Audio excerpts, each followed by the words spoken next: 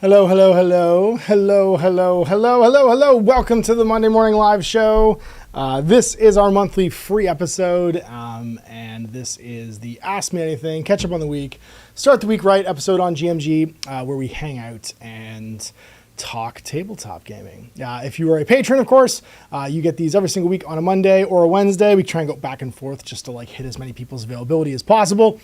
And if you're just a looky-loo hanging out here on YouTube, you get to hang out once a month and hear me ramble on about what's been going on in the world of wargaming. So I'm going to stay out of the chat real fast. We typically hang out for about an hour.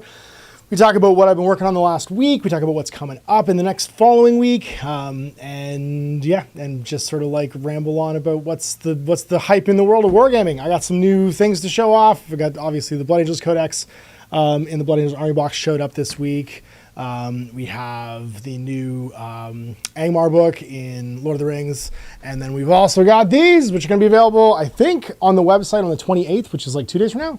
Yeah, 2 days from now. Death Through Designs. New quick build series for Steel Rift that's coming up too. So lots of things to talk about, but right now let's go hang out in the chat, see what everybody's been doing, see who's hanging out, and what is going on with the CLEOPATRONs mixing with the YouTubers. Who's here right now? We got Andrew B here, Bear Turtle's here, Captain Ferret's here, Jim Crimmins is here. These are all patrons. Rob Mazarita's here, or Marazita, sorry. Captain Ferret's here, Bear Turtle's here, Big Iron's here. Sorry, Big Ron. I don't know. I got a Marty Robbins there for a second with the Big Iron. Chris Chetwood's here, Potshot 506, Nick Butler, Malev the Shinobi, Dante Heroes Dungeon, Mizo, Don Chamister, Terrier Hello. And I think that's it. Those are the people so far in the chat, about 40 people hanging out as we go live.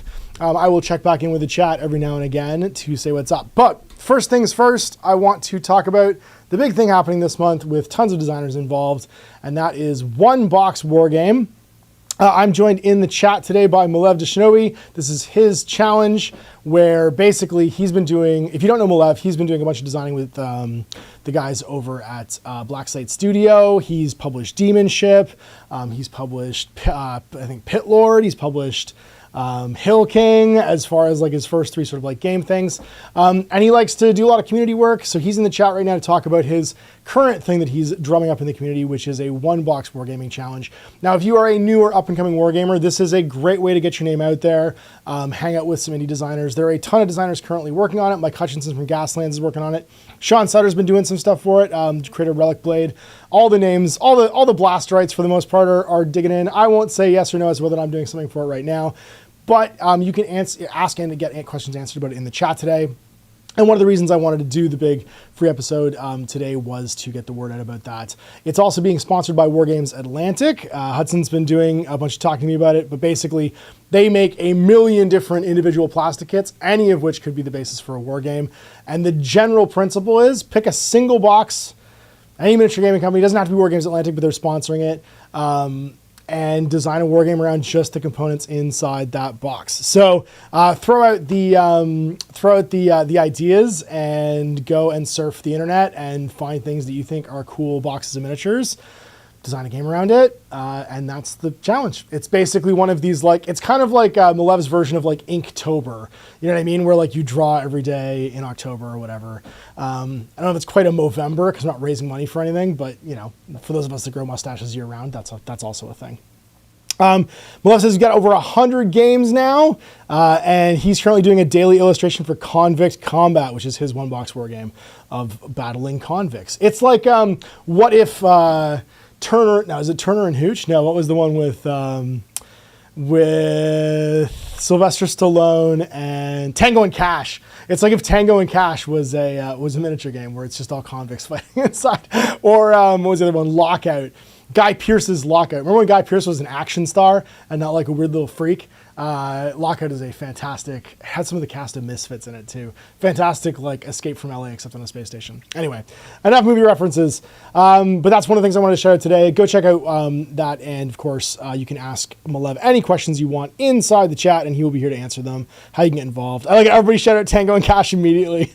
And someone said, oh man, I forgot about Lockout. Turner and Hooch is Tom Hanks and a dog. I remember, not the car, don't eat the car.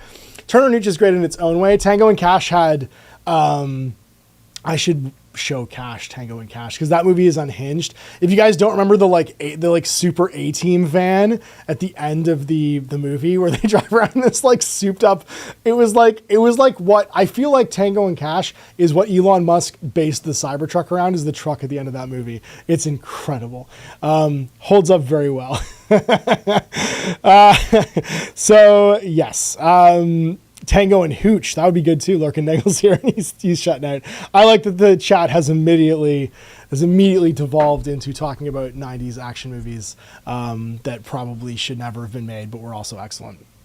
So what have I been working on? Well, this past week was the last summer vacation week with my kids. So I am, as of today is the day I am getting the schedule ready for September. So those of you in the GMG guest calendar Facebook group have been waiting to see me post what the schedule is going to be. We are starting the new year of guest bookings. That means that you can go into that Facebook group. I will post the availability for the month of September and start booking stuff. I'm going to post September and October right now as the kids are back in school, and that means that the studio basically can have guests in it again reliably and not just my fellow other parents when we can make time to hang out. As of course, this like the summertime period, I try and take off now and just escape from the FOMO of summer release season and convention season. I think this is just going to become a tradition for me.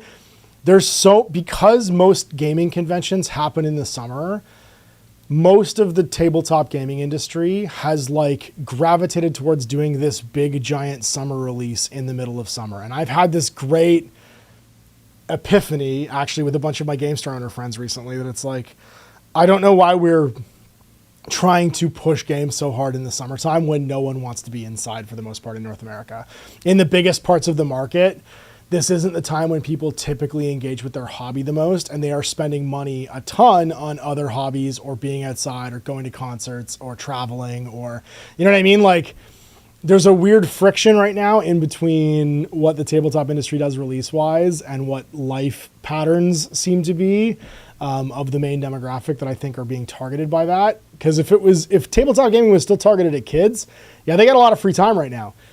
But it's not anymore. It's being targeted at people who are cash rich and time poor, and you get more time poor in the summer. And we've kind of decided, I think, collectively that we are not going to engage in that fear of missing out stuff, because it sure seems like the model kits they're releasing are going to stick around. Like nobody's selling out right now from the big summer releases. But yeah, short story long, we're coming back to September, and that means we're going to have the ability to hang out and play some games. I got a bunch of pans in the fire right now. The first of the spearheads is coming back in with his painted spearhead. Adam Rogers from Greenleaf Terrain, I think, is the first officially, although some people in the chat might be able to push back on me on this. I don't think Chris from Lords of War has finished his yet. I know I've seen pictures that Mike is really close, Mike Loudon from Black Knight Games. But I think that Adam's going to be the first official. And I know Mike Cousins from Epic Duck Studios is really close too. But I think Adam Rogers is the one that actually beat everybody. And he's coming in with his Ogre Maw tribes to be the first spearhead to have finished his spearhead. And we're going to play some spearhead games this week, which I'm really excited about. Then what else? I've got Chris from Loads of Wargames and Hobbies coming in. I did the solo episode of solo wargaming episode of Inside Tabletop this week because he was off.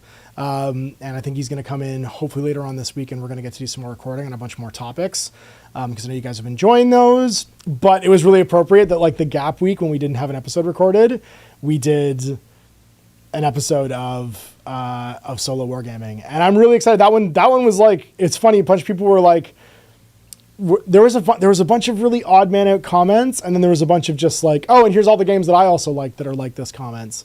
The odd man out comments were like, I saw one that blew my mind. I don't want to name names, but like, it was get good at winning, hire a coach next time when you first start wargaming. People who first start wargaming should just hire coaches to get better at playing. You should never need to play against yourself. There should never be like a non-competitive format for games. And I was like, whoa, who hurt you? Like, but also like completely valid for that person if that's what they want their hobby to be. But the hire a coach to get better thing, I found really interesting. I don't know, maybe they were selling their coaching service. That has never occurred to me before. And I would love to hear in the comments right now or in the chat right now what you guys think about that, because that comment has sat with me for the last 24 hours since that video went up. as being like so interesting.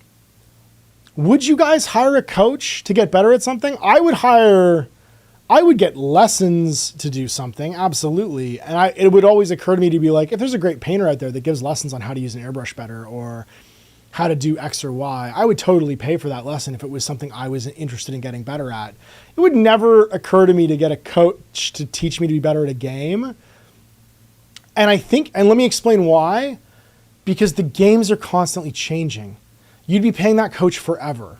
Does that make sense? Like, your competency would never reach a point, I feel like, where you wouldn't need that coach. And every time you learned a new game, you need to get a new coach. Whereas hard skills like painting and airbrushing and stuff like that, I feel like once you've developed the skill for yourself, then you become competent at it and you attain a certain level of mastery, you could then pass it on. And I'm sure the same thing could be said of miniature wargaming. Like, the more different games you play, eventually you become capable of absorbing and seeing the nuances and stuff like that for yourself. But like, gaming in particular, the skill set's constantly adapting. Like, for instance, I would say that Warhammer is so vastly different today than it was 20 years ago, that if you had a coach from 20 years ago and a coach from today, they'd be telling you completely different things, if that makes sense. Like, the way the game is played is vastly different. So yeah, I'd be real curious. To see what that looks like. But that comment really stuck with me. Oh, thanks, Andrew B, for your super chat. Welcome to the party, all you freeloaders. You're such a sweetheart. Go check out Andrew's game store. Shout out your game store in the chat, Andrew. Andrew has an amazing game store of like vintage, like video games and all kinds of like esoteric shit. Gary Jensen too. Thanks, man. That's so nice of you. And then Andrew began update from last week, and my shoulder's doing better. However, it's a massive gross. Oh no, it's the size of a dreadnought base. Whatever bit me wants me dead. Andrew got bit by like a brown recluse last week up in like the Pacific Northwest. I didn't think they lived up there. It feels like North America is slowly turning into Australia and everything's trying to kill you. If it's not wildfires, it's the wildlife. There's something to be said for Mother Nature just deciding that we're not going to be here anymore. Let's go back to the chat. See who else is here. Atragon X is here. Brian Kranz here. Diviat's here. Oh my God, Diviat, how are you, dude? Dave and I used to work together in the Square One store in Mississauga. In fact, Chris and Jay and Dave from Lords of War were 3 of my employees at that store in the Square One Mall in Mississauga. And Dave is one of my other favorite people from that era, man. I hope you're doing good. Who else is here? Going down. Triple G Games is here. I don't think I showed you out yet. Ultrament is here. What's up, Matt? Brian Sheen's here. Chris Sly's here. It's the culmination of competitive North American culture for the hiring a coach thing. Dave says, Brian Sheen, that's a pretty salty comment, a coach, for fuck's sakes. Yeah, I don't know. I wouldn't hire a coach for any dice-based game, Rob says. I wouldn't hire a coach to get better at a fucking game. Strange Reactor, I think. I would not hire a coach for getting better at playing a board game. I mean, I'd hire a coach for chess. Does that make sense? Like, I think that to get better at chess is like a hard skill, because chess is a game where it's not going to change. Like, chess is going to be a game that once you get good at playing chess, not only are you good at playing chess, but you're just like better at like intellectualizing things. Like, you can card count almost because you can see moves coming and you can see pattern recognition and stuff like that. Andresaurus here. Hello, Ash. According to you, what is right now the best miniature tabletop skirmish game? Skirmish game. That's such a broad question. I don't want to give you like a non-answer to say like the one that you're excited about, but like there's 3 pillars to answer that question. And I'm going to go off on a tangent. We're going to come back to the coaching thing in a session. I'm just going to answer that question real fast, because I don't think it'll take too long, although it's me. Everything can take too long if it's me. The best one, I think, for a new hobbyist, the best one for an existing, like you're coming out of maybe mainstream games into another game hobbyist, and then the best one for like a very seasoned hobbyist where you might not have a lot of time, but you want to get like a reward to your loop, is like 3 separate answers, I think. I would say right now on the market for a new hobbyist interested in getting into tabletop gaming, probably, now that it's out, honestly, for a brand new hobbyist, I would say there's 2 things, and this is going to assume you want to build, paint, play. Okay, you want to do all 3 of those things. You're not having one of those things removed from you or made easier for you. You want to experience the satisfaction of doing all 3 of those things. Honestly, the middle starter set for Warhammer Age of Sigmar, I think, is probably the best. That whatever the beginner set is called now, that is basically Fire and Jade. It's a great set. It has exactly the right amount of depth, and it's exactly the widest amount of on-ramp. It's a decent price point for what you get in the box, and it's a proper war game. Like it's a war game. It's not a skirmish game from the point of view of being like too light, but it doesn't have so many models that it's too intimidating. It's still skirmish size, but it feels like a war game, if that makes sense.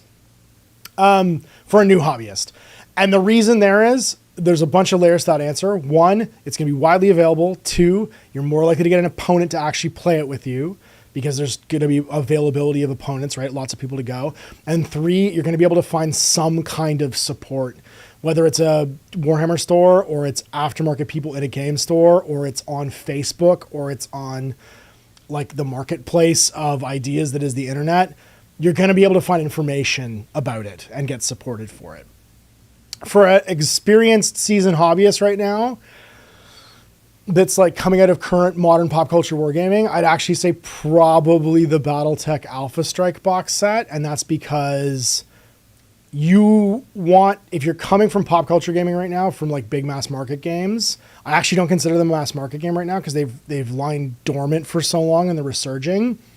But there is an absolutely vast amount to interact with underneath that starter set. There's there's a more than Games Workshop amount of like lore, tech manuals, books. There's a hyper skirmish game, which is super detailed, which is classic BattleTech. There's tons of online resources. There's super popular video games and like the Mech Warrior thing. It just feels like it's just underwater enough that the mass market doesn't know about it. And if you're looking for something that's a similar experience to engaging with like a Games Workshop product for the first time, or let's say like an FFG product for the first time, and you want it to feel that big and unexplored when you hit it, I would say that Catalyst's BattleTech Alpha Strike box set probably does the best job of that right now. And then three, if you're an experienced veteran, don't have a lot of time, but want to be able to get a satisfying loop out of things, I'd say Infinity. Like just it's an easy to learn, hard to master game that is different every single time you play it. Even if you play with the exact same army and the exact same mission on the exact same table layout, it will never be the same twice. And you have such a plethora of choices that I feel like it's the thing that tickles the brain of the veteran wargamer. And it's the game I always come back to. Because of that. Even like Owen and Dan, it's funny because our group chat right now for Tactical Awareness, Owen and Dan spent 6 months playing the old world, feel like they've got it out of their systems, and are currently back playing Infinity like crazy. And it's all Infinity in the chat right now, which I think is really funny. So I would say that's my answer for those three things. And I'm sure I made that longer than it needed to be. Oh no, it was like 3 minutes. It's fine. It's fine. Let's go back to the chat real fast and see what people were saying about, it's like 100 people watching now. Holy moly. T-Bird says, nope, I would definitely not hire a coach. Daviet says, there's no money to be won in miniature war games, so there's no sense in purchasing a coach. That's a really interesting point, Dave, and really, I think, on point, because what are you purchasing there? Although I'll push back and I'll say, there's no money in being in good physical shape either, but there's the wealth of feeling good about yourself, right? So like you could hire a coach to train you in personal fitness to feel better about yourself physically and to feel better when you get up and move around the day. There's no money in that either, but your health is your wealth, right? So like how well you feel when you get up in the morning is going to be completely based on that. So I'd say that's a good investment. But at the same time, if the thing you're driving satisfaction on is simply someone else having a worse time because you won every single game that you won, I would tend to agree with you, just not for the reasons of what you just said. I think there could not be any money in something and still be worth it for you to invest as long as the satisfaction's for the right reasons. Bertrand says, just say bad at the game. Sam's here, not a chance. Loading is part of the fun. I'm going to spend the money on alcohol and snacks for the game. That's true. Lorcaninga says, what I'm hearing is it's a perfect scam to be a Warhammer 40k coach. It does feel like kind of a pyramid scheme with how often they change shit, right?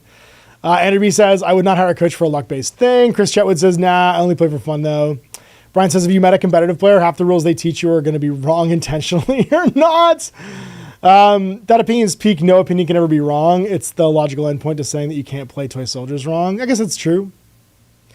Mob Marazita says, in terms of tips and strategies, you can find most of it online for free anyway. That's true. And then Nerd6 says that coach comment blew my mind. Okay. All right, so we're back on to, let's talk, we get some questions now about the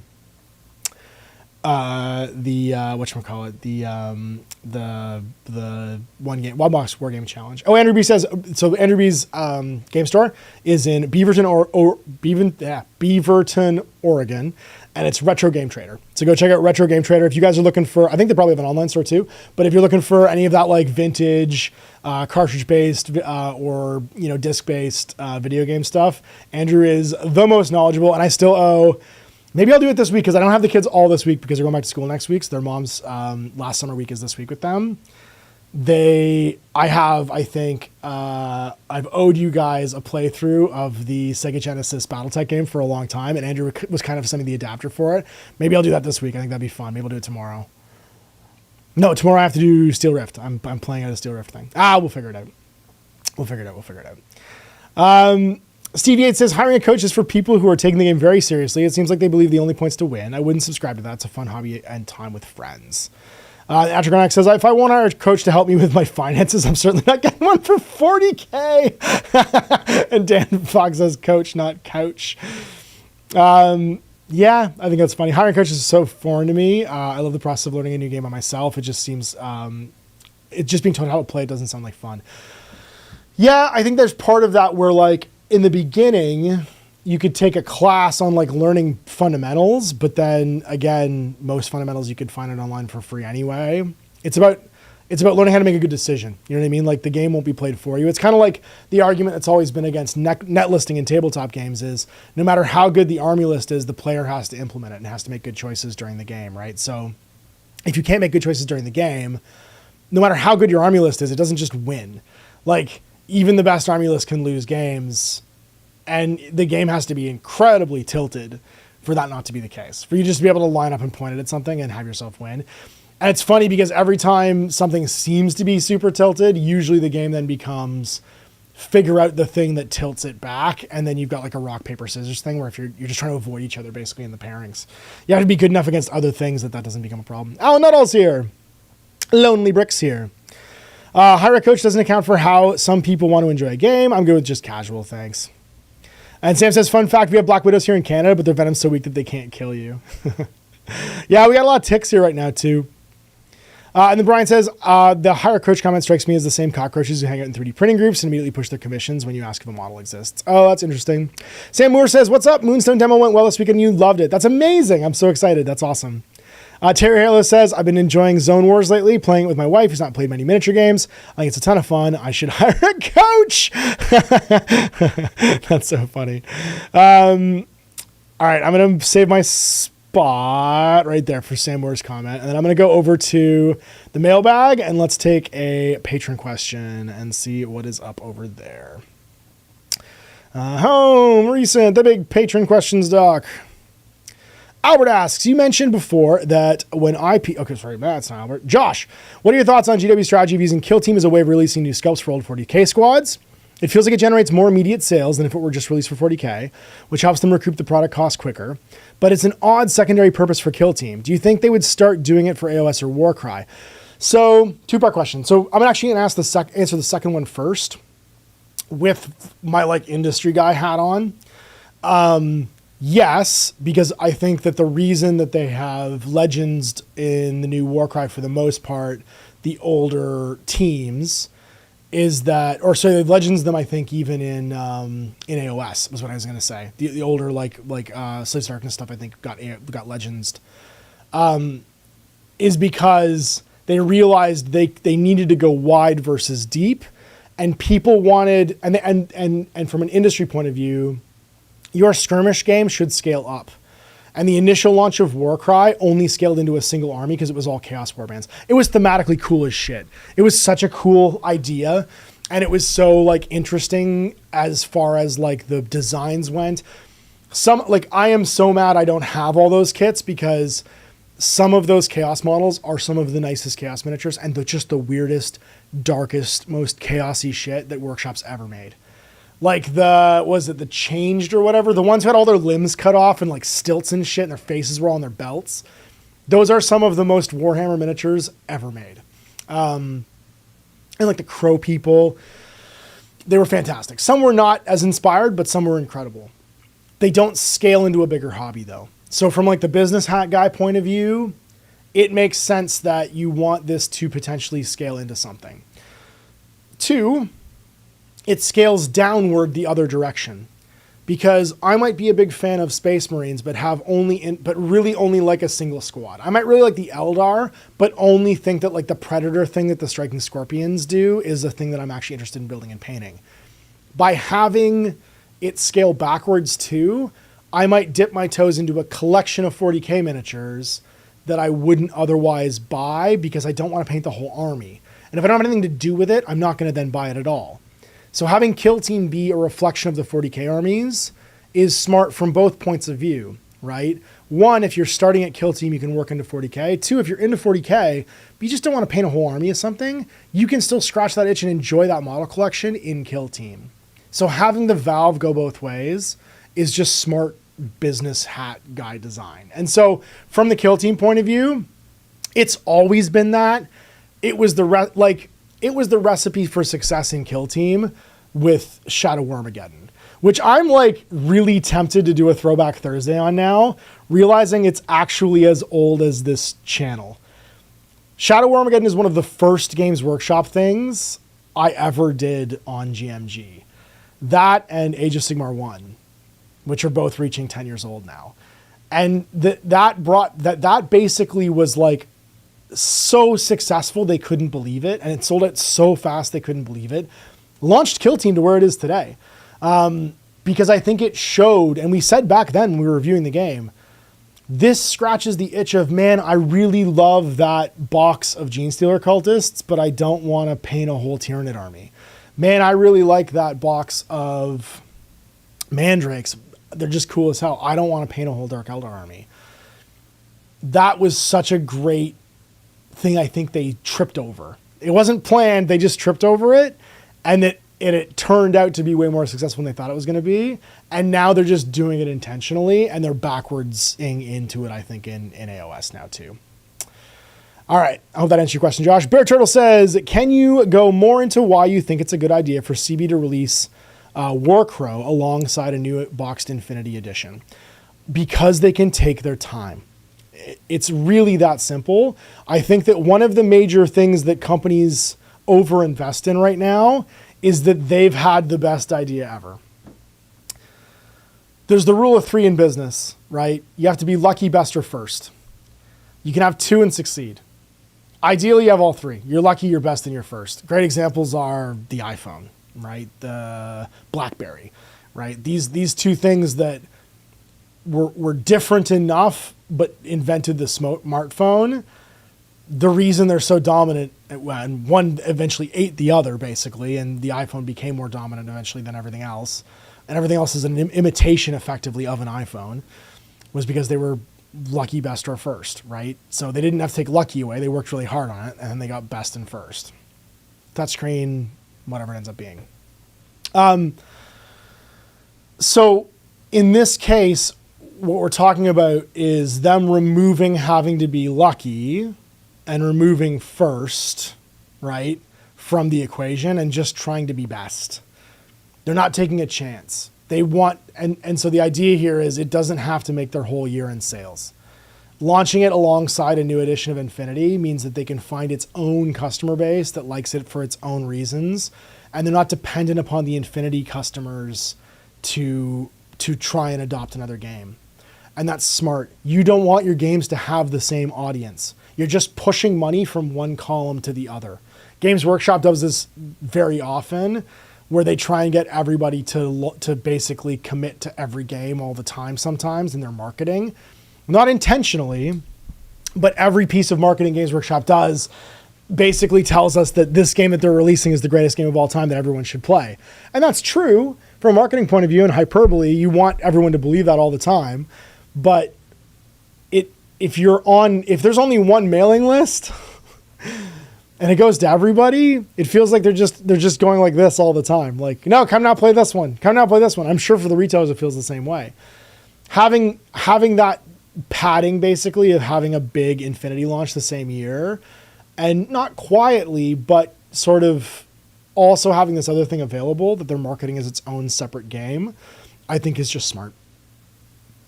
It means they'll make good money this year no matter what. It means that they can have Warcraft find its own audience and grow it slowly over time. And they're not trying to have them compete with... They're not putting it out there and saying, you get nothing now, Infinity players, until you come play this game. They're saying, all right, Infinity players, schedule as usual for you guys. Yeah, we're on the year now where we're going to do a new Infinity edition. And also, hey, we've got this cool thing, Warcraft, that you should check out if you want. We're not going to make you check it out. And that, to me, is good, smart marketing, where they're continuing the plan they have and rolling more into it, as opposed to hedging, putting all their chips basically on one bet. It's just smarter. It's just a smarter way of doing business over the course of a year, especially when you're launching something from scratch, because you can take your time with it. Here's the initial offer. See what you think. We're going to keep slowly, conservatively adding to it, because then it doesn't have to be its whole own game all at once. And that's why I made that comment earlier, if you guys ever go back and watch the beginning of this, if you're dropping in now, about how for veteran gamers coming out of current mainstream gaming, I think the Battletech Alpha Strike box is such a good thing, because there's already so much there for you to engage with. It feels new because it's had a facelift and been dormant for like 10, 15 years. So to engage with it now and see it in stores, it feels like it's brand new. But because it's such a venerable old game, it's like an iceberg, man. There's so much to dig into underwater. So when you approach it from something like a Games Workshop game, you go, oh yeah, well, I want to know more about this. And then the guy goes, oh, there's 50 novels and a tech manual and this. I could literally show you a YouTube channel that has 10,000 hours about this one mercenary company and their exploits. Also, here's a video game. Also, here, you know what I mean? Like, you can just go on forever. And so it feels big and familiar. So to come from something big to something big, I think feels better. And it's its own thing sitting by itself. Whereas with Corvus Belli, they need to let this seed grow by itself, and they need to not tell their Infinity fans they have to wait for something new in the meantime. So their business can just keep running. 110 people in the chat. Holy crap. Okay. Let's go back, and where did I leave off? I left off at Sam talking about his Moonstone demo. Okay, here we go.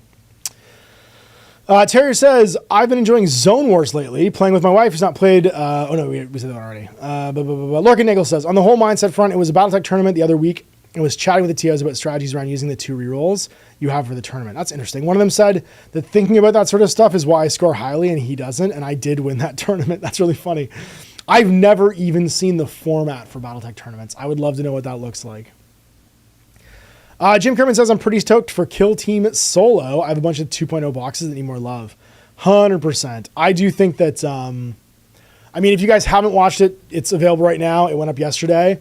The patrons have had it for a few days now because it's in the patrons only podcast stream. But my why this solo and joint operations thing in Kill Team is such a great idea video went up yesterday, the Inside Tabletop. Along with a million recommendations for other things in that genre that you can check out if you want to, and how Games Workshop has actually been making games like this for 40 years. I'm really excited for it too. My biggest danger is going to be that I'm going to use my business brain and go, here's what you guys should do, and have expectations on it. I'm really trying to fight my expectations of what I think they should do with that versus what might happen.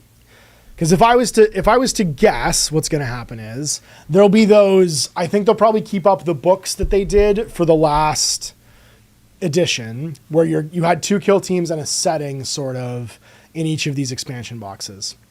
So I think what you're going to get now is 2 kill teams, a setting, and an adventure, a solo co-op adventure in there. Is my hope. That's what I really hope happens. Because then you're just getting an extra layer of value, and like the Spec Ops stuff too that was already in there. Then you're just getting an extra layer of value on the last edition.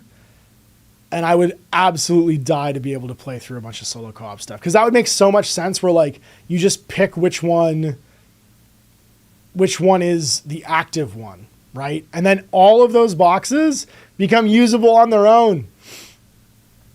You just buy them. You get a new set of bad guys to have your adventure against. You get a new set of heroes to have be your adventurers, and you just structure it like they did with the Warcry ones, where there's like a story-driven thing. and you put in like unique asymmetrical missions to play through, and it would be like a little D&D adventure inside each of those supplements. I really hope that's what they're going to do. I really, really hope that's what they're going to do, because that would make me more excited for a Games Workshop product than I've been in a long time, because they can all stand on their own all of a sudden. Oh, it'd be so good. It would be like an Epic Encounters box for 40K, basically. Here's all the pieces you need, a little piece of terrain, and then here's the adventure to go play with. Just get this in the core box. Go. This would be so good. I'd love that. Little D&D adventures in 40K. Oh my God, it'd be so nice. Okay.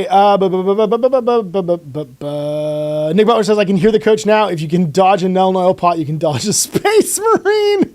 You can dodge a wrench. You can dodge a ball. Daviet says, chess is an established game with textbooks upon textbooks of theory. Warhammer has books upon books, but it's not theory. No, you're right. The theory's on the internet. Atragon says, I watched that solo gaming vid and thought, hey, I own most of those. Then I realized, hey, Ash is the reason why I own most of those. I mean, yeah, who knows? Dan Fox says, I hope the 40K coaches make you do a lot of squat lunges. I think some of them do, man, because they all also seem to be fitness coaches at the same time.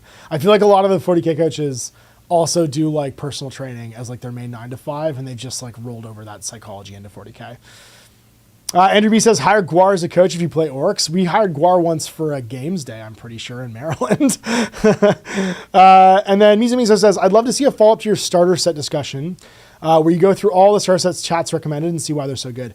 I'm planning on doing that. I think I said this last week, Mizumizo, in the Patrons Only one of these, where I said, I think towards the holiday season, towards like gift giving season in like October, November, I'm going to do like a 2024, what hits the starter set buttons the most. And I just did 2 last week in the GMG reviews. I just did the new quick build starter set from Death Ray Designs. And once again, shout out to the guys in Death Ray because they crushed this. It's available on the website on the 28th, which is in 2 days. And it's available, I think, right in person at Nova Open this weekend. So if you're going to go to Nova Open, go see Austin and the guys at Death Ray, Austin and Justin and the Death Ray team. Because, one, their booth looks amazing now. If you didn't see it at Adepticon, it looks really, really cool. 2, this will all be there. This is, I think, their release for Nova Open. And you'll be able to get these. The little 1-player starter sets are $35. The 2-player starter sets $45. And they're pre-built, like just out of the box. You can slot them on the bases and be playing in like 5 minutes. I did it in the review that just went on Saturday. But I'm going to do, I think, a whole series of like what's the X-Wing of 2024, or the closest we can get to like an X-Wing of 2024. I really want that because people brought it up in the chat in the comments for that video a bunch, was the Lannisters versus Starks Song of Ice and Fire 2-player starter set, which is a great box. My problem is that game out of the box doesn't play that way anymore. They've updated the rules so much that if you don't have the app, like you can literally play with the physical cards. If you played that game and then went to a game store, it would be a completely different game. Like what comes printed in that box is completely out of date now, unless they've updated it. But like that was a problem for retailers for a long time, was they were buying stock and nothing in it was current anymore because they kept changing the rules every like 2 weeks. But that's why I want the Tactics one to come out, the skirmish game. Because I think the skirmish game is going to be even more affordably priced. And if it's in the same physical format as the Song of Ice and Fire stuff, and just so everyone knows, I backed the crowdfund for that without anybody saying like I want to check it out, mostly because the crowdfund basic like all-in pledge was for Free Folk and Night's Watch, and I have both those armies already for the game.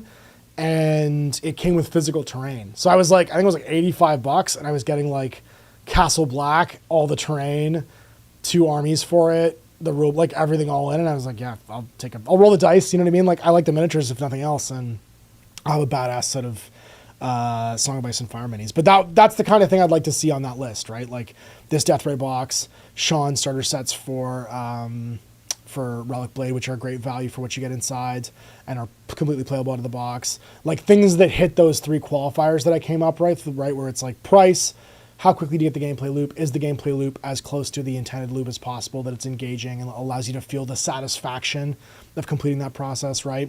And then is it curated in a way that's accessible and hits the ground running?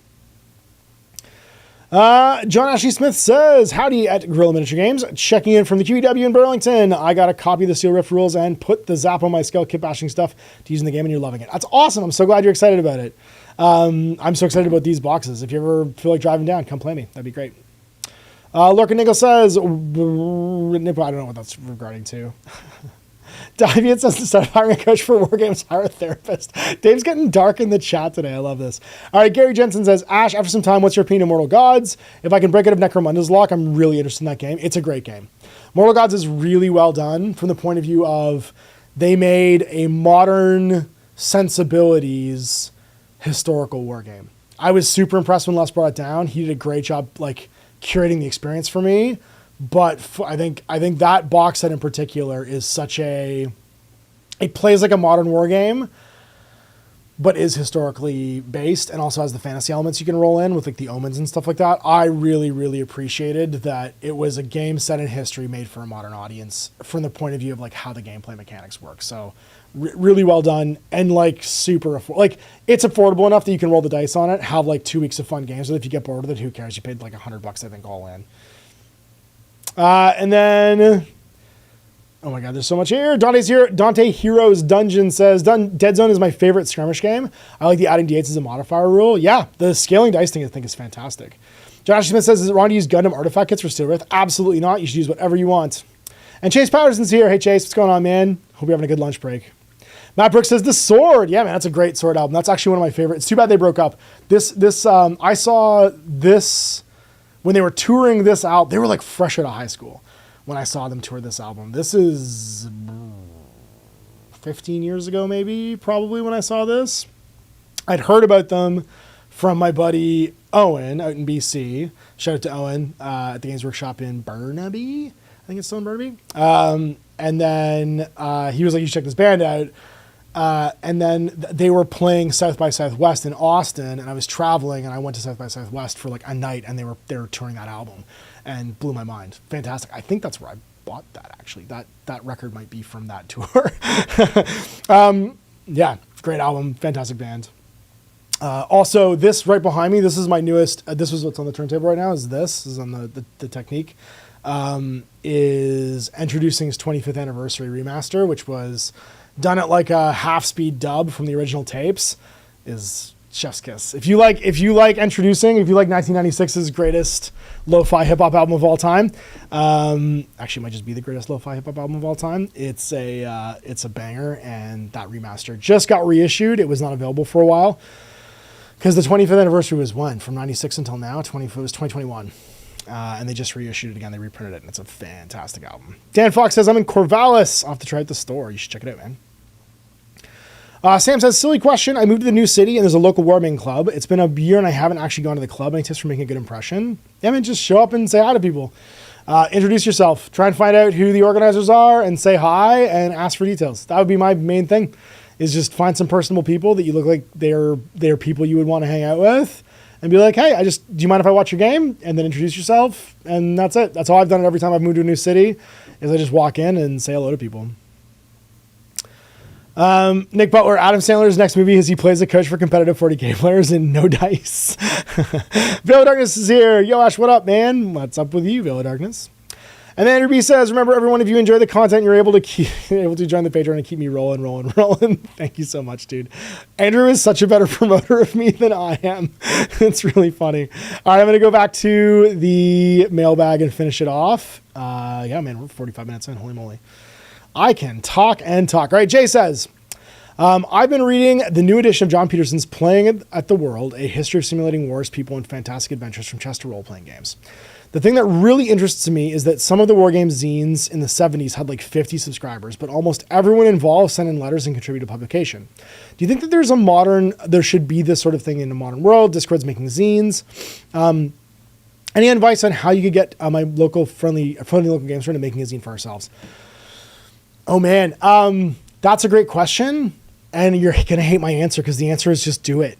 Just do it. Just put yourself out there and advertise it, attract a bunch of weirdos by talking about it, and then do it. Find 2 people that are willing to write with you, publish the first one, and sell it. My favorite part of Adepticon 2024 was walking into the hall and meeting the like Hive Scum podcast guys. And these guys who are just like, they all look like they're roadieing for a different punk band. And they're having the best time making silly shit that they love. They've all got zine games. They're all sculpting their own miniatures and like cast them in resin. Like, I was so happy to see that happen. I don't know them that well, but I guarantee that they are all just people that had the same ideas as you and just said, fuck it, we don't know any better, let's just do it and figure it out as we go along. I know that's how Death Ray Designs got started. I know how that's got Sean, from drawing as a comic book artist to making his own miniature game. At some point, everybody just says, fuck it, let's go. And yes, there should be more zines. And yes, there should be more 50 subscriber magazines out there. I think the problem is that there's so much media consumed out there now that everyone feels like theirs will just get lost. But yeah, it only all gets made because at some point enough people just say, fuck it, let's go. That's it. Like that's the only missing ingredient is you start. And starting is the hardest thing. And feeling like a fraud is the hardest part in the beginning. Feeling like, well, I don't know what the fuck I'm doing. Here's the secret to the whole thing, man. Nobody does. I don't know what the hell I'm doing. Look where I am right now. Look what I'm doing. I don't know what any of this is. I don't know why any of this works. No one does. That's the trick, is that you eventually surround yourself with enough like-minded people that you make a thing that's bigger than you, right? That's what GMG's become. GMG's become a place where my friends who've also just said, fuck it, let's try and started businesses or are artists or whatever can collect and be promoted and have a voice and have a sounding board, and we can talk about things from a very on the ground level. It didn't start off this way, right? This studio I'm sitting in right now was me last summer going well, I need to change or I'm going to not be able to do this anymore. And I still don't know if this is going to work, right? I have less subscribers today than I did last August because a ton of incredibly kind people, I think, leveraged themselves a little bit and supported me for the next year and managed to get me through and make all this, right? And change this around. So there's a podcasting studio now. There's a very different recording space in the back. We can stream. We've never been able to stream before. We didn't have an internet connection here for the first 9 years, right? I was on my phone. So the fact that any of this is possible for one person, I'm a single person. There's no one painting my miniatures. There's no one assembling shit. My kids help out when they can. But they're 9 and 10, right? My friends come in and help out. It's all of this is built on the back of my capability to just say, fuck it and get started and then just figure it out as I go along. And you can do that too. Anybody can do that. It just takes a moment where you take a leap and then you just keep going and then you solve the next problem and the next problem, like Matt Damon in The Martian. Nick Fowler says, your recent video about solo mode and kill team, you make use of the phrase completing the game loop. Okay. Would you explain this more? Specifically in reference to One Box Wargame Challenge, what would complete the loop of an entry for you? This is a great question. Okay. So gameplay loop is a terminology that typically comes up the most in board game design and video games, but I actually think that it's very important in tabletop games because it dictates the satisfaction and the coming back. So what a gameplay loop means is to complete the experiences, you go step 1, step 2, step 3, step 4, step 5, return to start. So in tabletop wargaming, it's funny because my friend Dave Taylor and I used to talk about this all the time. It's the name of his podcast, Build, Paint, Play. He has the gameplay loop built into the name of his podcast that him and Jake do. Because they're super aware of it because they're all ex-workshop employees like me, right? So we used to espouse that to staff and to customers. And I've had a big talk about this in that starter set video that I did too, where I think that the starter set needs to curate that loop really importantly for people. And so talking about it in terms of the one page or the One Box Wargame Challenge, I think that's a really important thing to think about with your entry is if you've picked a box, how much stuff do they get to do out of the one box? Because that's going to dictate the loop. So for instance, I'll give you an example.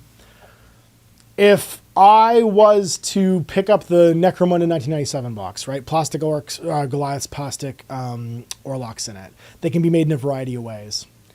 I make my first gang using the gang generator. I play my first game. I still have 2 or 3 miniatures on that. I'm excited because I just bought a new ganger and I get to choose how I equip him. I then go and build that miniature and I start the process over again. That's the gameplay loop. The gameplay loop can be Without that, though, they can just be build play. Like, for instance, X-Wing, the build portion also had to do with like your construction of your pilots and your upgrade cards and stuff like that. So build play could be the loop. You build a squadron, you play a game, you encounter something you weren't considering, you go back and tinker and tinker and tinker and build a new squadron. So it doesn't have to include the paint part, right? But typically in this tabletop hobby, it does. And how concisely that happens is, and build can encompass many things. Because like, for instance, in Battletech, for instance, with the new Battletech miniatures, they're all pre-built. But the build can be design your own custom mech or design your own lance. Like the build can still be in there somehow. Build is like a catch-all for tinker. Paint is a catch-all for prepare them for the table in a pleasing manner so that you can visually see the little movie happening in front of you. Play is hit play on the movie, go through the steps of having that happen, and then you start back at the beginning because you're now inspired to do the gameplay loop. You only get the satisfaction hit from doing all the steps typically. And so the more you're able to do those steps and repeat them, and this is why I think mainstream gaming is hitting a saturation point where they're actually getting too big. It takes way too long to complete the loop. And so you lose more people now.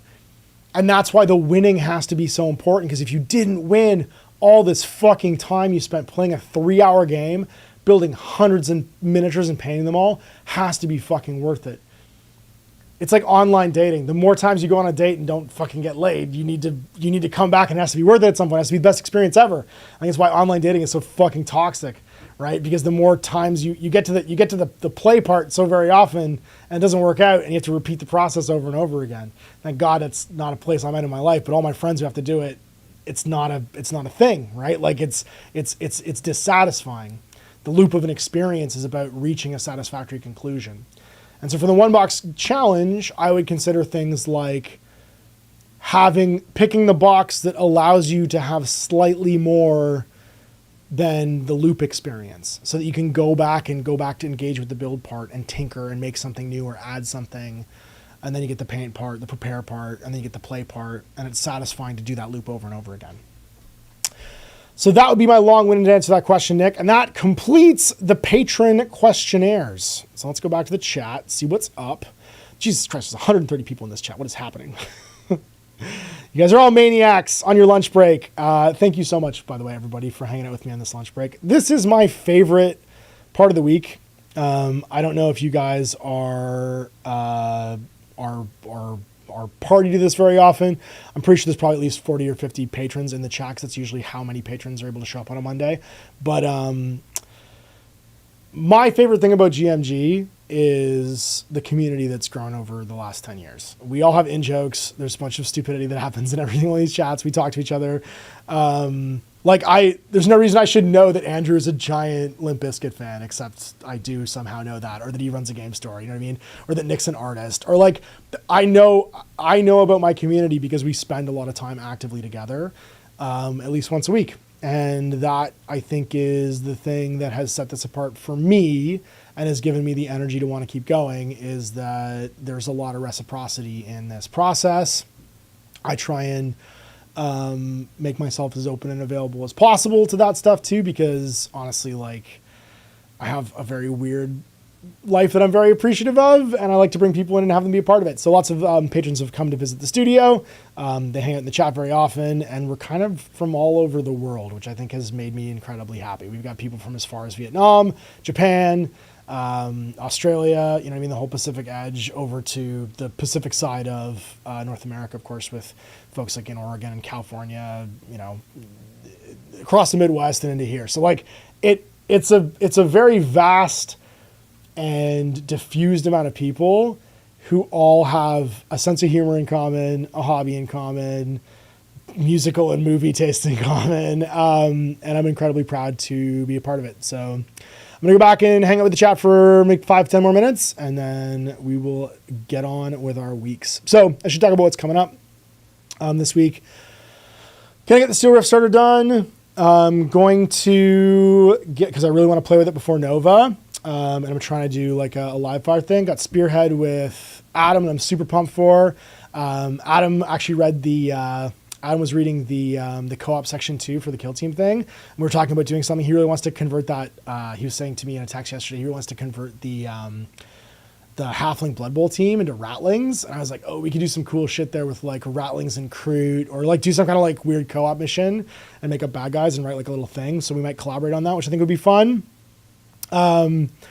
And then, yeah, Chris from Loads of War Games and Hobbies is going to come in and do some more inside tabletop, I think, and maybe play a game. I'm hoping he can bring in a couple models so we can play some games too, but we'll see. So that's my rest of my week coming up, and then catching up on admin, like I said, getting the studio booking open. So if you're in the GMG guest calendar Facebook group, I'll put my availabilities for September, October in there, and we'll start booking in projects. I'm going to put a big list of like, here's projects I want to do too, because there's a couple things I want to do monthly going forward on Saturdays or Sundays where like we have a big crew get together as opposed to just one guest come in, and I want to recruit for that. Things like I really want to start doing the Hero Quest adventure packs, but I need help getting all that stuff ready. I want to do the whatchamacallit, I want to do the new Kill Team obviously when it comes out and have like a campaign potentially going. I really want to do Necromunda Hive Secundus. I know Dave wants to do that. There's a bunch of people that are like, I've got the pans in the fire, and then all the indie game stuff we have a new edition, new season of Infinity coming in, so I'm sure Chase and Greg will be around. Warcrow needs to get on the game table. Chase and Greg, we're splitting the starter set so we can paint that and get playing. There's so much that came out this summer, and September, October is going to be about chipping away at that and getting the ball rolling on all those missions, because now we've got both the time and the weather to be indoors. Also, it won't be 7,000 degrees back in the warehouse, because, yeah, it wasn't as bad as it was last summer, having weatherproofed the loading door and the back door and the door over to the water bottling place, so that there's some like, it cools off in the evening and it stays cool. But when you have studio lighting in there, it does heat up. So having that time, having it cool off, generally speaking, just going to make it so that everyone's not hating me and slowly dying in the back. Donnie here's Dungeon says, Shadow Armageddon, Throwback Thursday, do it! And then Matt says, good question, Honor. It was a good question. Thank you for that one. Shadow Armageddon 2018 Kill Team are the GOATs, Malev says. They were the most a 40k skirmish. They weren't their own game. They were a skirmish version of 40k, and I think that's probably why it's so comfortable for a lot of people.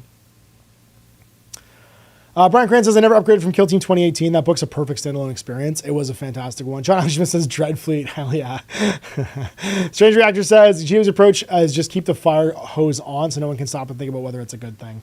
I don't know. Crouching Otter says, hey, Ash, do you think CB scaling back vanilla army lists is a good idea, given how bloated they are currently, being a catch-all of all this stuff?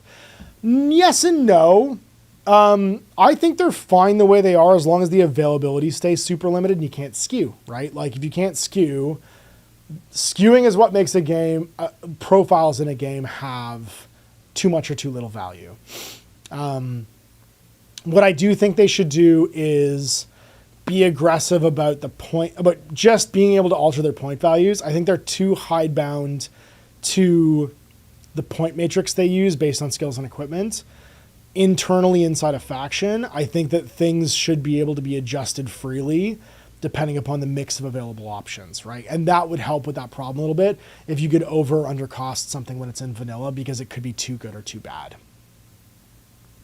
Chase Stromberg's here. Hey, Chase. I'm hoping that when the boys back in school, you can come and hang out too. I'm really looking forward to see you. But of course, we're both busy dads in the summer, so there's a good reason neither of us have, because why we're both tanned right now and haven't been indoors in a while. Malev says, I like solo games. I'm fighting the very same expectations, Ash. Good, man. Well, then let's fight them together. We'll just be like, but you knew it was going to be what it was going to be. Folding Chair Johnson says, I would love that to be my wrestling name. That's an incredible name. I wish we had solo kill team play during COVID lockdown. Yeah, me too. I mean, we had Blackstone Fortress, which was good enough for me. Lorcan Eagle says the Battletech format that's popular in Europe is called the Open. 3 or 4 rounds in a day, 1v1 or 1v2. The thing is the TOs give the players a list of units the players can pick from. Oh, interesting. Curating the list feels like it would, and like era feels like it would be a good way of doing it. And yeah, like tonnage of like 1v1 or 1v2, like you give people like 100 tons and say you can have up to 2 mechs. You could take like 100 ton assault mech, or you could take like a 50 and a 50, or like a 30 and a 70 or something like that. That makes sense. Malev says, my thoughts are how to do kill team solo or match precisely with yours, Ash. Well, that's awesome.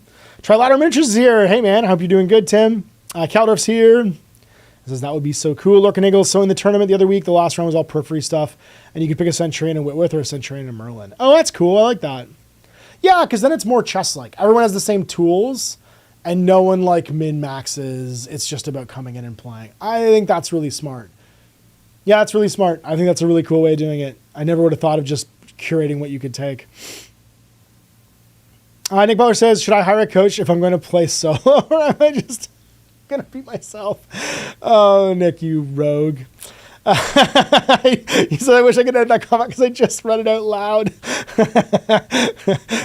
This isn't the patrons only one where we can all just free associate and be complete psychopaths. Other people were watching, Nick. The JDI says, I love the vid about the starter sets and the complete and contain ones. I'm looking at the new experiences. That was me. Nick, I'm not going to fall for that, the 2020 thing. Lurking Eagle says, blah, blah, blah, blah.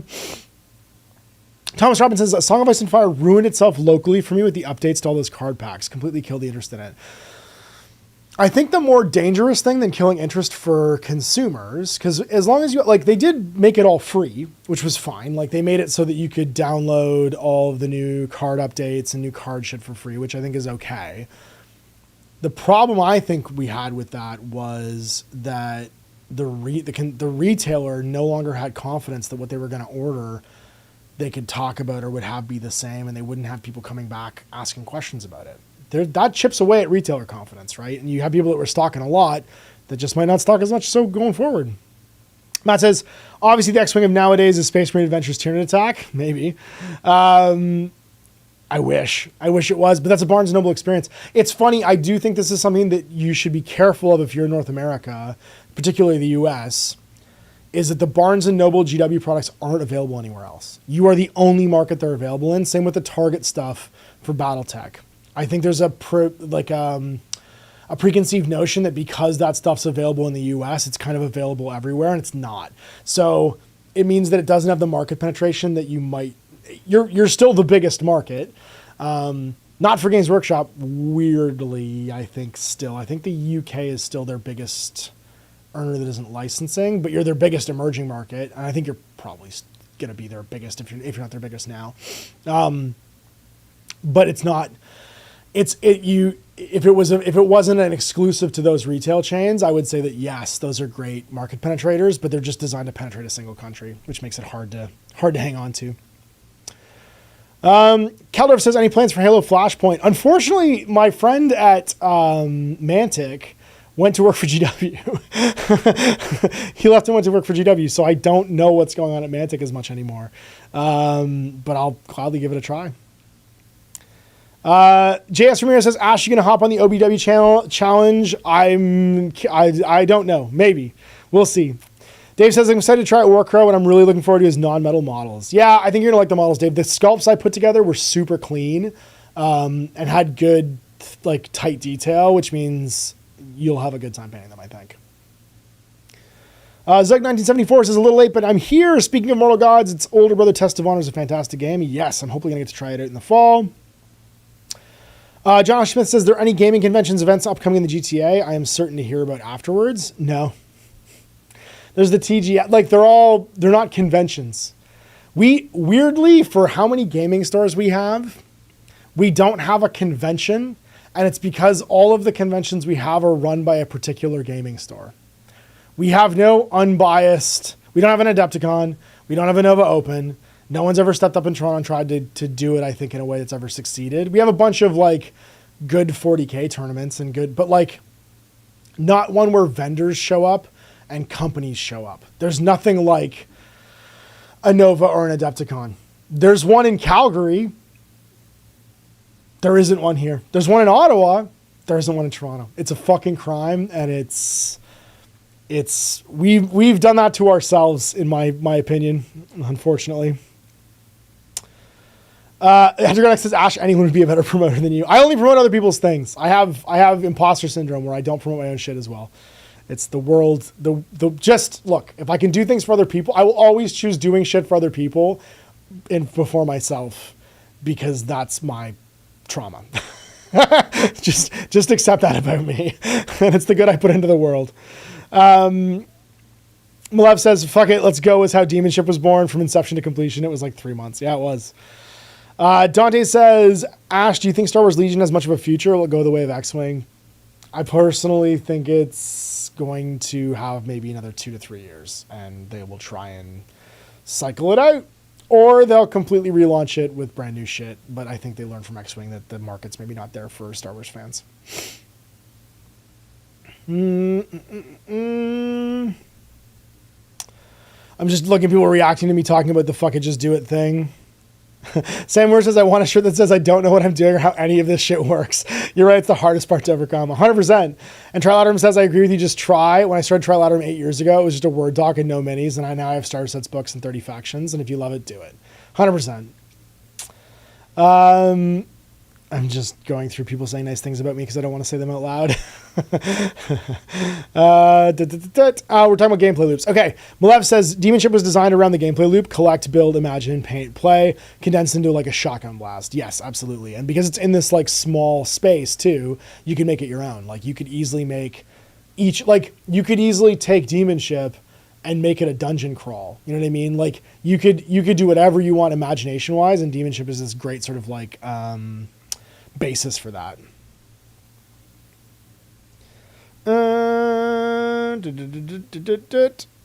Strange Reactor says, doesn't Spirit leave a whole lot of the loop out? No, because they incorporate the build part into the start of the game. So when it comes, and of course you do build the miniatures too. So the build part of that game is when you reveal factions to each other at the start of the mission, you roll off to decide who the attacker defender is. You actually build the scenario between the two players, and you barter back and forth your advantages that you're taking. So you don't actually pick anything about your army until you're in front of your opponent, until you know if you're attacker and defender, until you know what realm you're playing in.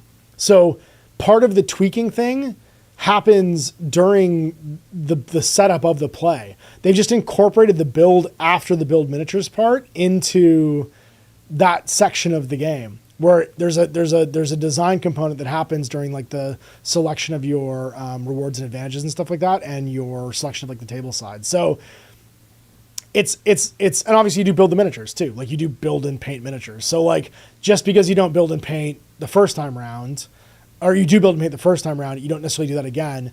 You do still have some of the like list construction tweaking things happening during the gameplay experience when the loop repeats. And you can play the same game 4 times and have it be slightly different based upon that setup part. And then they just went with wide versus deep. So like in a Warhammer game, you would spend probably the same money as on a Spearhead adding a unit. Like if I wanted to add 10 intercessors in a repulsor, I'm going to spend the same amount of money as an entire new army in Spearhead. You just go wide instead. You just pick the next Spearhead you want to play. And that's it. And some of the Spearheads, you're building an AOS army at the same time. Like if I have the Skaven Spearhead or the Stormcast Spearhead, I could just play the other Stormcast Spearhead and have an AOS army now. Or I could play the Skaven. Like it does that same thing I'm talking about where it loops up into the full like list building matched play experience if you want it to. Or you just go wide and be like, I like this faction. I like this faction. You do it kill team wise where you're like, I've always wanted to paint some Sylvaneth. I don't want to paint. I'll paint 14 models though. I don't want to paint 20,000 models. I just want to paint this instead.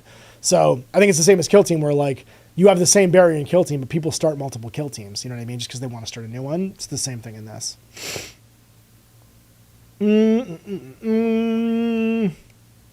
Nick says, come for the game talk, stay for the dating advice. Yeah, that's funny. Interview says, Frederick is God. You're so funny. What else is going on here? Oh my God, I've gotten so far away from the chat. Tasker Moose says, $27.99. Hi. Oh, Ben, I hope you're feeling good, man. I really hope in the next couple months we get to see each other because I've missed seeing you, dude. I hope you're feeling better. Nick says, Melody Shinobi OBWG is running through September. Everyone's very excited about the recent videos and excited to try it out. Awesome. I'm hoping that the whatchamacallit, the actual 100 new games that get brought out of this all get a little bit of love. That would be a thing to do is we try them all, Malev. I don't know what that's going to look like. One box wargame challenge, and then we have to try them all. Jesus, that would be a lot. And then Disgruntled Works here. Okay, so Mike's here. We need to chat more about Warcraft sometime and play more Blood Bowl. It's been too long for that one. And you've got to show me your official spearhead. Adam has the first finished spearhead in the chat right now for the spearheads, so I'm excited to see what's going on. Alan K says, tried Bushido recently and really loved it. Also working to grow our Conquest community. Super fun game. I want to try the Conquest skirmish version.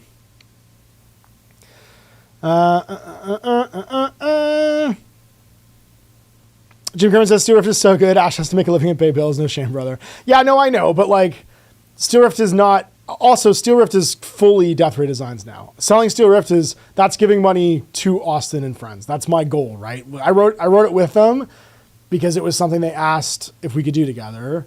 And the goal was to get that ball rolling. And now I want to be out of the way of that. And the best part about that is I can promote it because it's their work and it's their baby and it's their thing they're making. And they are killing it. So I will not feel bad about that. Crownblood says, might we see Trench Crusade on the channel? Yeah, when it comes out, for sure. Discount says, Monster Mash AOS means you really aren't that far from an army. Spearhead plus the faction god equivalent, and you're most of the way there, 100%.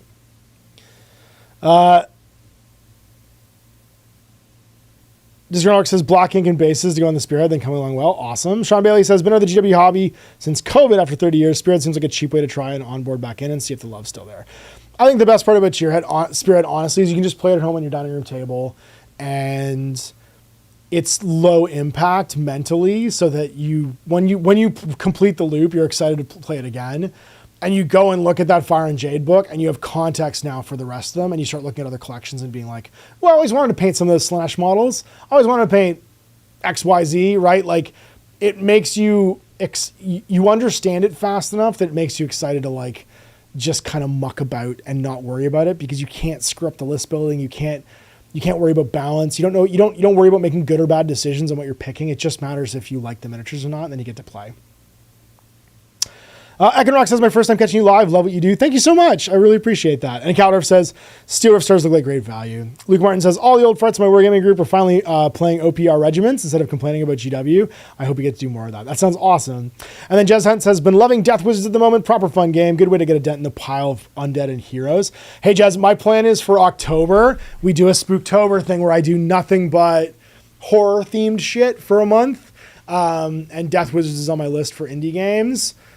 Doing one of the horror version. I'm going to do Don't Look Back, and then doing one of the horror games or horror spooky ghosty things for Hero Quest is on my list too. And then like an alien thing with Space Hulk probably. That's it. All right. Ash mentioned your Patreon. Oh yeah. Okay. So we're done. You're right. We're like 15 minutes over. Anyway, if you want more of this, you can catch this every single week on Mondays and Wednesdays, alternating back and forth. This coming week will be Wednesday. Week after that'll be following Monday at patreon.com/Guerrilla Miniature Games. You can also check out friends of the channel, Malev to Shinobis, One Box Wargame Challenge, sponsored by Wargame Atlanta. Hudson's doing some sponsoring for it, and of course you can pick any box game or any box that you want. Doesn't have to be that one, but you can go in the chat or go in the comments. I'm sure Malev will hang out in the comments here too when this video is done, or this live stream is done, to check it out so you guys can talk about that. I might start maybe what I'll do for you, Malev, too, is after this post on Patreon, I'll start a One Box Wargame GMG thing. I'll also put a One Box Wargame channel in the GMG Discord that I patently ignore and I'm still terrible at because I'm just terrible at being on Discord. I hate being on my phone all the time. Yes, so if you guys have more questions about One Box Wargame, it runs through September. You got lots of time to get involved still if you want to, and you can ask him for advice, questions, clarifications, whatever, because I know a bunch of GMG CLEOPATRONs are hanging out on it. So that's it. Next month's is now 28 days away, another 4 weeks until we do another free episode. So I hope you guys enjoyed this. It was super great hanging out with all you. There's 135 people in the chat at one point, which is fucking crazy. You guys are amazing. And yeah, if you are a patron, you will get access to, as per usual, the patrons only podcast stream, which means any of the talkie videos that I do are in a podcast stream because a lot of people just like to listen to them instead. If you don't have YouTube Music or whatever it is that lets you listen to YouTube with your phone thing closed, then it's a pain in the ass. So I do it as a patrons only podcast stream. You get access to, obviously, the Monday Patron Hang. You get access to other free things that we do, like backstage recording. So a lot of times I'll record things like the Space Hulk thing that I'm doing right now, the Space Hulk project. We record it backstage with the patrons. I do like a before and after where we hang out and chat and talk about it. We do the recording and I chat with them while I'm doing it. So there's there's tons of extra shit behind the scenes. And then just like the random nonsense of us all texting and commenting on Patreon pretty much constantly. That happens there too. So anyway, thank you all for hanging out today.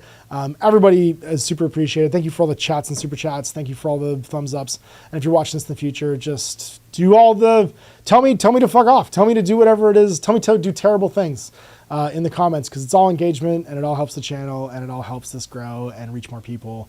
Particularly those great people that are doing great community work like Malev and the One Box Wargaming Challenge, Hudson at Wargames Atlantic, for supporting him, and all the great things that make GMG a place I'm really proud of. So thanks for watching. Hope you guys have a great day. Have a great rest of your week. I will talk to you patrons on the Flipping Flip, and you guys who are not patrons, I'll see you guys in 28 days for the next free episode.